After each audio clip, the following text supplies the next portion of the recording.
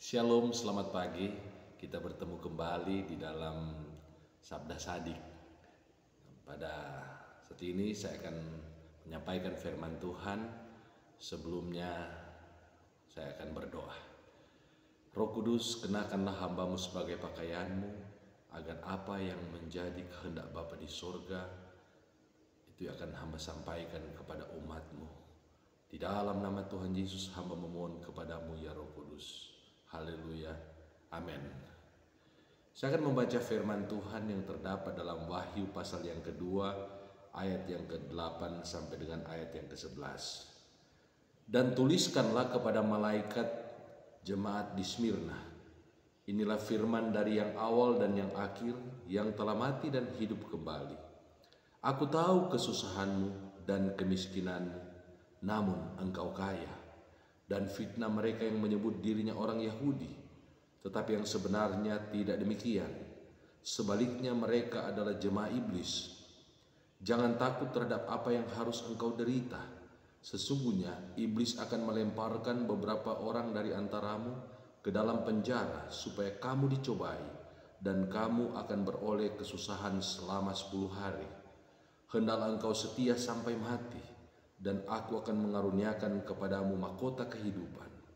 Siapa bertelinga, hendaklah ia mendengarkan apa yang dikatakan Roh kepada jemaat-jemaat. Barang siapa menang, ia tidak akan menderita apa-apa oleh kematian yang kedua. Puji nama Tuhan. Kebenaran firman Tuhan ini kiranya akan menguatkan kita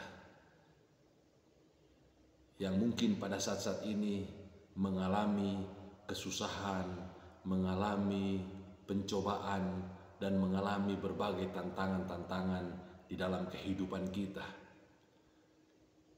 Jemaat yang ada di Smyrna ini adalah satu-satunya jemaat yang tidak ditegur oleh Tuhan Yesus, yang tidak dicelah oleh Tuhan Yesus. Mereka justru sebaliknya mendapatkan pujian dari Tuhan Yesus Kristus. Tuhan Yesus bahkan menguatkan mereka. Tuhan Yesus bahkan memberikan janji kepada mereka. Dikatakan, hendaklah engkau setia sampai mati, dan aku akan mengaruniakan kepadamu mahkota kehidupan. Bahkan Tuhan menjanjikan kepada mereka, kalau mereka tetap setia sampai akhir kehidupan mereka, mereka akan mendapatkan mahkota kehidupan. Kemudian dalam ayat yang ke-11 bagian yang terakhir, dia memberikan juga kepada mereka satu jaminan. Barang siapa menang, kalau jemaat-jemaat di Smyrna menang, mereka tetap beriman kepada Yesus, sekalipun mereka mengalami penganiayaan, maka mereka tidak akan mengalami atau menderita apa-apa oleh kematian yang kedua, atau lautan api yang menyala-nyala. Saudara bisa membaca itu di dalam Wahyu pasal yang ke-20. Lautan api yang menyala-nyala, itulah kematian yang kedua. Kematian yang sangat mengerikan. Mereka tidak akan alami. Tetapi tentu ini tidak berdiri sendiri. Firman Allah katakan, jika mereka tetap setia dan taat kepada Tuhan sampai akhir kehidupan mereka, sekalipun mereka mengalami yang namanya kesusahan dan pencobaan. Dan memang itu terjadi dalam kehidupan jemaat di Smyrna. Mereka tetap setia kepada Tuhan Yesus. Mereka tetap taat sampai mati di dalam iman mereka kepada Tuhan Yesus, sekalipun mereka dianiaya, sekalipun mereka mengalami penderitaan. Firman Tuhan ini mengingatkan kepada kita bahwa di dalam kita mengiring Tuhan Yesus Kristus bukan berarti tanpa aniaya. Rasul Paulus berkata dalam Filipi 1 ayat yang ke-29, sebab kepada kamu dikaruniakan bukan hanya untuk percaya, melainkan untuk menderita bagi Tuhan Yesus Kristus. Yesus sendiri memberitahukan kepada kita kalau mengikuti Dia bukan tanpa masalah, bukan tanpa penganiayaan. Tetapi justru ketika kita mengikuti Dia, kita mau menjadi murid Yesus, kita akan dianiaya, kita akan menderita. Tetapi Tuhan berjanji bagi setiap orang yang percaya kepadanya, agar mereka jangan takut, Nah, di dalam bagian ini dikatakan jemaat-jemaat di Smyrna akan mengalami yang namanya dipenjara. Kemudian mereka akan beroleh kesusahan selama 10 hari. Artinya setiap penderitaan, setiap penganiayaan yang saya dan saudara, jika Tuhan izinkan itu terjadi, kita mengalaminya, itu ada waktunya. Tidak selamanya kita menderita, akan ada waktunya. Dan Tuhan menurut kasih dan kuasanya, Dia akan menolong kita tepat pada waktunya. Pertolongan Tuhan tidak pernah terlambat.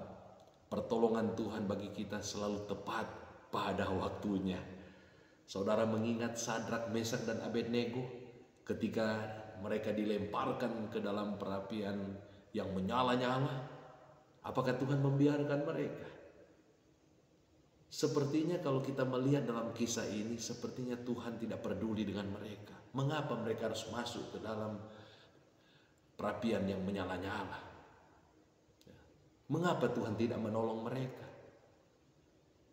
Tetapi kita melihat dalam kebenaran firman Tuhan, Tuhan menolong mereka. Bukan dengan mencegah mereka masuk ke dalam perapian yang menyala-nyala, tetapi Tuhan mengizinkan mereka mengalami yang namanya pencobaan, berada dalam perapian yang menyala-nyala, dan Dia ada di tengah-tengah mereka. Dia bersama-sama dengan mereka, karena 3 orang yang dimasukkan dan mereka melihat kok ada 4 orang di dalam perapian yang menyala-nyala. Demikian juga janji Tuhan bagi saya dan saudara, Dia akan ada bersama-sama dengan kita. Dia sekali-kali tidak akan membiarkan dan meninggalkan saya dan saudara. Dia tidak menolong kita, mencegah kita untuk masuk ke dalam penderitaan dan penganiayaan. Dia izinkan kita alami, tetapi Dia bersama-sama dengan kita. Luar biasa. Dan apa yang Yesus lakukan bagi saya dan saudara itu lebih daripada Dia menolong kita secara fisik. Alkitab berkata, Dia telah memikul dosa kita dalam tubuhnya di atas kayu salib. Dia telah mati bagi kita. Dia telah menanggung dosa-dosa kita. Dia telah menebus dosa-dosa kita. Yesus mati bagi saya dan saudara. Bukan hanya supaya kita terlepas, terbebas dari masalah-masalah yang kita alami di dunia ini. Masalah fisik, jasmani, lahiriah. Tetapi yang terutama, Dia bebaskan kita dari hukuman di perapian yang menyala-nyala, lautan api yang menyala-nyala. Yesus mati bagi kita. Dia berkorban bagi kita di atas kayu salib. Ini harus kita syukuri. Untuk itu kita jangan takut untuk menderita bagi Yesus. Jangan takut kita mengalami kesusahan, mengalami penganiayaan. Tetap setia iring Tuhan sampai akhir kehidupan kita. Maka firman Allah berkata, kita akan menerima mahkota kehidupan dan kita tidak akan dilemparkan, kita tidak akan menderita dalam lautan api yang menyala-nyala. Untuk itu tetap setia iring Tuhan, jadi murid Tuhan, andalkan Roh Kudus dan hidup dalam kekudusan. Maka saya yakin dan percaya janji Tuhan ini berlaku bagi saya dan saudara. Tuhan Yesus kiranya memberkati kita semua. Mari kita berdoa. Terima kasih Tuhan, hamba sudah menyampaikan firman Allah. Hamba berdoa Tuhan tolong kami agar kami diberi kekuatan, kesanggupan untuk setia sampai akhir kehidupan kami dalam mengiring Tuhan. Jika kami mengalami persoalan, pencobaan, penganiayaan, kami tetap kuat sama seperti jemaat Smyrna. Bukan karena kekuatan kami, tapi karena pertolongan Roh Kudus. Dalam nama Yesus, hamba sudah berdoa. Amin.